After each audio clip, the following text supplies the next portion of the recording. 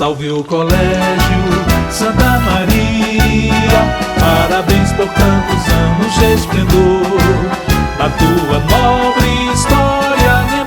E aí, turminha, estamos aqui para mais uma videoaula de história para vocês aí do quarto ano. E a gente vai estar, fazendo aí a última parte aí do conteúdo, tá bom? Do mês de maio. Nas próximas videoaulas a gente vai estar fechando o conteúdo e na sequência lhes enviando a revisão escrita para vocês já irem passando para o caderno. Meus queridos, a gente nessa aula vai fazer uma síntese geral aí, tá, do conteúdo e já vamos estar introduzindo o conteúdo As Comunidades Quilombolas.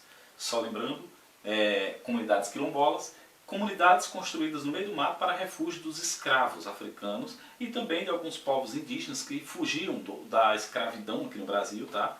E esses refúgios, verdadeiros refúgios no meio da floresta, se desenvolveram e alguns deles nós vamos ver que se tornaram cidades, tá bom? Cidades até bem conhecidas que, digamos assim, se desenvolveram a partir desses, se formaram a partir desses quilombos, tá bom? Nós vamos falar também sobre algumas formas de cultura que, por exemplo, herdamos desses povos antigos ou esses povos escravos, tá?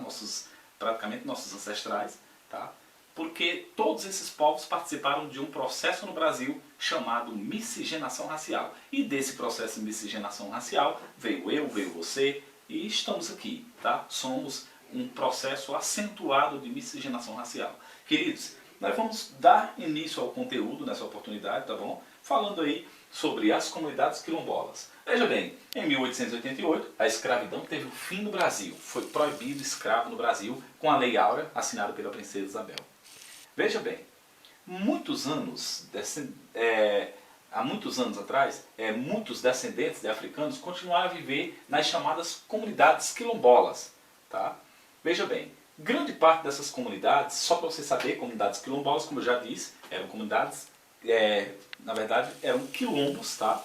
Que eram organizações ou vilas fundadas no meio da floresta, de forma bem escondida, para que os escravos se refugiassem ali depois que fugiam das fazendas. Veja bem, grande parte dessas comunidades ainda está em processo de reconhecimento pelo governo federal, tá bom? E até os dias de hoje, digamos assim, as cidades que se desenvolveram, porque essas comunidades hoje, nos dias de hoje, depois de tanto tempo, elas são cidades, só que ainda estão em processo de reconhecimento como cidade, né? Mas assim, uma cidade que se desenvolveu a partir de um quilombo, ou seja, ela é tombada pelo patrimônio histórico, tá bom? Veja bem, o reconhecimento dessas terras é de suma importância, pois além de assegurar o sustento das famílias que vivem lá, garante a preservação cultural das tradições e também do modo de vida dos afrodescendentes. Afrodescendentes, só para você saber, são brasileiros que praticamente têm a sua nacionalidade brasileira, só que eles são descendentes de africanos, tá bom? Escravos africanos ou ex-escravos africanos, tá bom? Veja bem, e eles vivem nessas comunidades. Veja bem, nós temos aqui no Brasil algumas cidades que são, digamos assim, que se desenvolveram a partir de quilombos, tá? E elas hoje são reconhecidas, tá? E são cidades consideradas como qualquer outra cidade, uma cidade que tem sua importância. Por exemplo, a cidade de Jaicós é um exemplo disso, tá? Ela se desenvolveu à base dessas comunidades quilombolas e lá a maior parte da população são pessoas com características ou tom de pele de africano, tá bom? Então assim, são pessoas de tom de pele negra ou morena, que predomina, é claro que tem loiros, tem, enfim, varia. O povo brasileiro, você sabe, é uma miscigenação racial, ou seja, é um povo pardo que não tem uma cor exata, tá? As sociedades estão repletas de elementos oriundos de africanos, às vezes orientais, japoneses, tá? Às vezes norte-americanos. Então assim, o povo brasileiro é essa mistura, tá bom? De todas as cores. Veja bem, dando continuidade, atualmente existem centenas dessas cidades espalhadas por todo o Brasil. Exemplo de organizações que acontecem nessas cidades, da cultura local, são algumas festas. Por exemplo, Festa de São Sebastião é um exemplo disso. Grupo de samba de roda do quilombo é outra. Por exemplo, capoeira é uma manifestação que, por exemplo, digamos assim, acontece e é propagada no meio da sociedade e que tem assim as suas origens no povo africano. Foi na época da escravidão que foi trazido esses povos para cá e eles influenciaram na cultura, tá, dos povos daqui, tá, dos seus descendentes, e essa cultura vai passando de geração em geração. Então, por exemplo, esses elementos, tá, são só alguns dos muitos elementos, das muitas influências que fazem parte da nossa cultura, tá bom? A culinária, às vezes, por exemplo, a forma de se vestir, tá bom? Alguns costumes, como, por exemplo,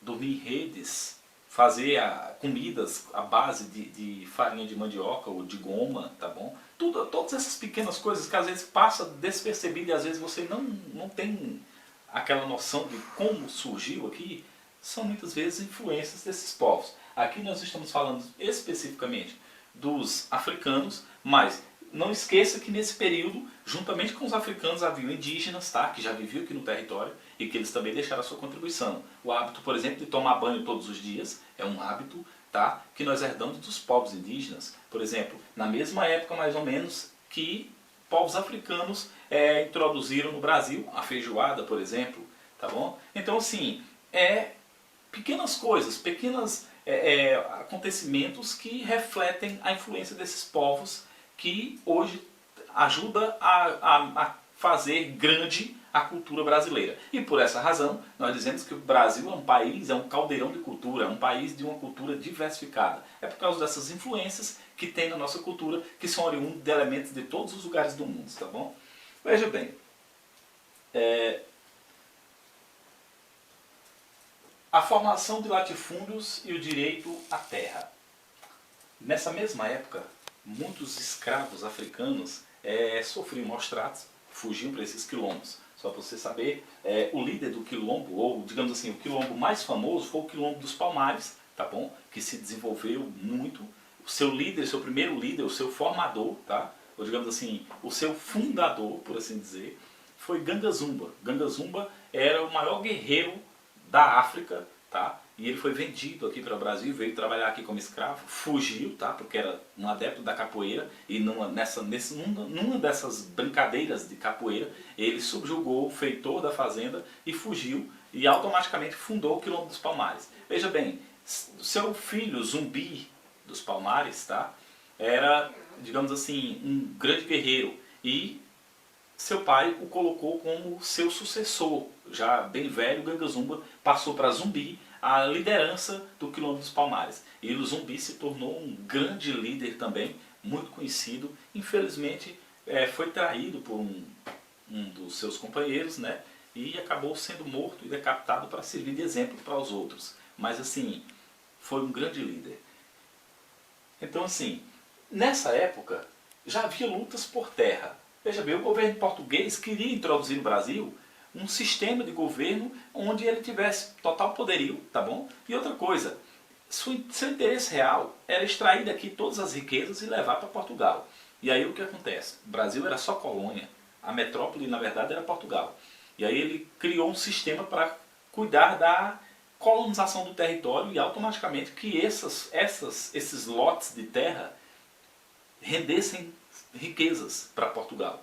Então o que ele fez? Ele introduziu o primeiro sistema de divisão de terra no Brasil, que foi a divisão de capitanias hereditárias. Capitanias hereditárias era nada mais nada menos do que 15 lotes de terra em que foi dividido o território português aqui no Brasil. E aí o que acontece? Foi dado a nobres portugueses chamados donatários, tá bom?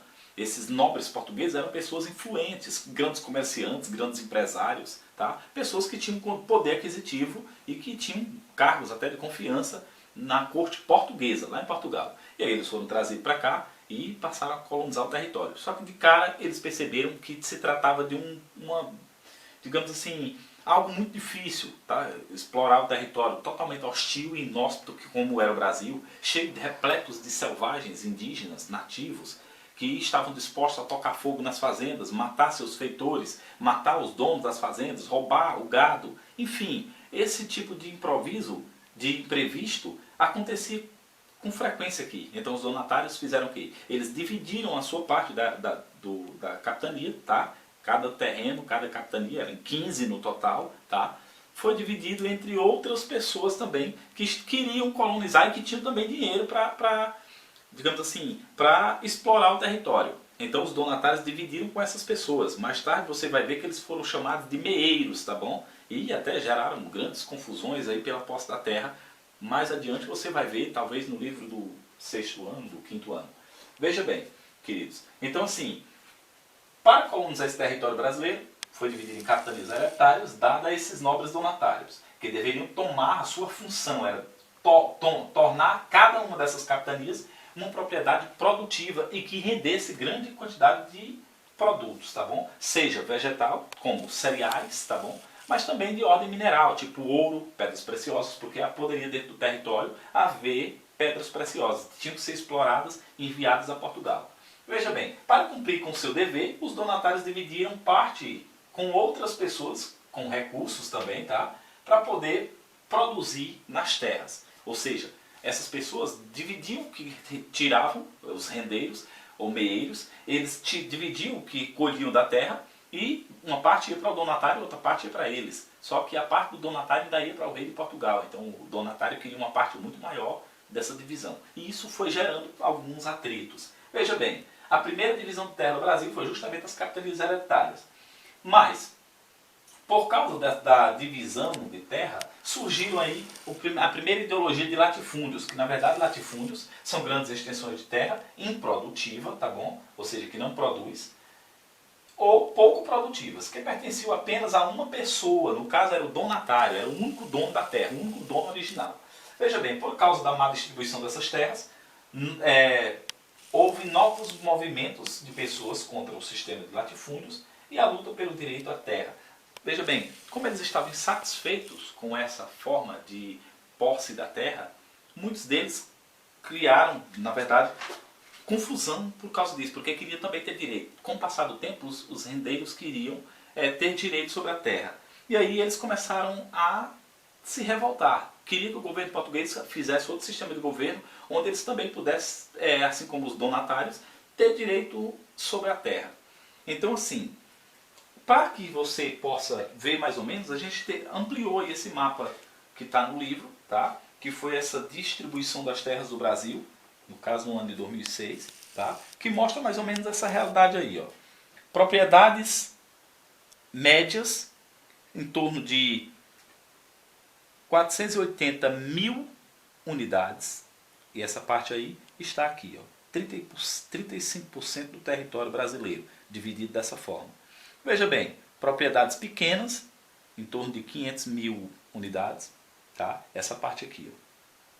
Você pode ver a parte que corresponde em todo o território brasileiro, tá bom? E só para que você tenha a noção, propriedades grandes, em torno de 45 mil unidades, essa parte, tá bom, que está aqui de verde, ela é uma parte um pouco maior. É o que predomina, tá bom, no Brasil, com 45% de todo o território brasileiro. Veja bem, essas propriedades é o que nós chamamos de latifúndio, tá bom? Só para que você conheça, são grandes propriedades que ficam na mão de uma só pessoa. E essas grandes propriedades, tá bom? Elas, de certa forma, elas é o que predomina. Veja bem, a maior produção do Brasil está nessas propriedades. Lá se planta um só tipo de produto, tá bom? E, digamos assim, se pratica a monocultura, logicamente, e a produção, o objetivo dela é vender lá no mercado externo, tá bom? Ou seja, vender para fora do Brasil. Queridos, isso era o que eu queria mostrar para vocês, tá bom? Então, assim, só para você compreender, não passar nada, fala aqui, ó. As ligas camponesas surgiram na década de 1940 e reivindicavam a reforma agrária.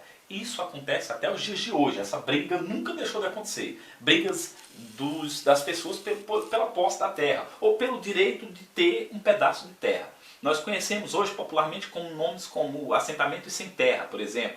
São pessoas que ainda hoje brigam na justiça por uma reforma agrária que lhes dê o direito de um pequeno pedaço de terra serem assentados num pequeno pedaço de terra onde eles possam produzir. E de acordo com a lei do nosso país, tá? Da Constituição, as terras consideradas improdutivas devem ser distribuídas para promover a divisão justa e garantir a produtividade da terra. Essa lei já existia desde aqueles tempos, tá? Mas assim, não numa Constituição, mas era lei em Portugal e automaticamente fazia parte da cultura daqui. Só que no Brasil tudo foi diferente. No Brasil não foi levado em consideração essa lei, tá bom? E é claro que essa lei passou a ter validade no Brasil quando surgiu a Constituição. Então, ela passou a ser validada na Constituição, mas não na prática. Até os dias de hoje, tá? Se briga na justiça por um pedaço de terra. É claro que muita gente consegue, outros não, ficam de fora. E ainda tem a questão do indígena, que tem parte do território brasileiro, tá bom? Com o direito de posse também na terra. Então, assim, são confusões, são problemas, são, digamos assim, reivindicações que até os dias de hoje existe. E a reforma agrária, que é o desejo pela posse da terra, garantido por lei, tá? Ou o reconhecimento da posse da terra, é uma coisa que é o sonho de muitos, mas que ainda não acontece com muita facilidade no Brasil. Tem grandes empresários lutando para que isso não aconteça. Então por isso se torna tão difícil. Queridos, era isso que eu queria mostrar para vocês. Eu espero que vocês tenham compreendido, tenham gostado aí da aula. Tá bom? A gente tentou sintetizar o máximo possível e esperamos que vocês tenham entendido. Um abraço para vocês e até a próxima videoaula.